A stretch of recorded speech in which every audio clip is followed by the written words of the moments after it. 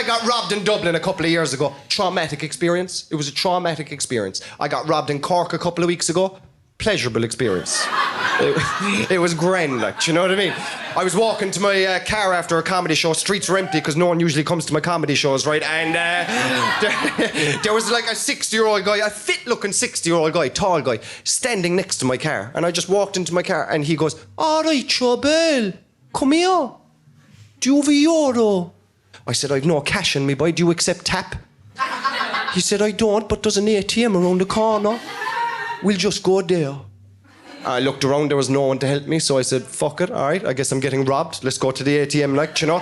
He introduced himself. Usually people, when they're robbing you, they don't want you to know their name. He introduced it. He's like, "Bertie's my name." I was like, "All right, Bertie, boy." He's like, "What's yours?" "My name's Mike." He's like, "Mike what?" I was like, "Mike Morgan." He goes, "Are you from Mallow?" I said, "I am, boy, yeah, I am, yeah." He goes, "Is Madeline your mother?"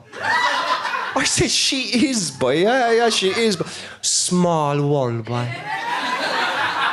Would you believe I robbed your father years ago? He'd fuck all on him, but I took it anyway, do you know what I mean? So we went up to the ATM, and because I do comedy, it said insufficient funds, right? And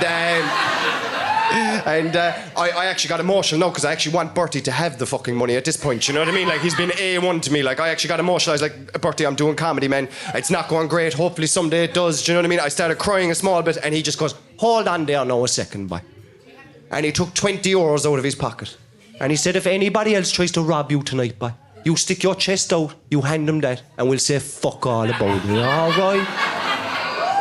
And he said, "If your mother's looking..."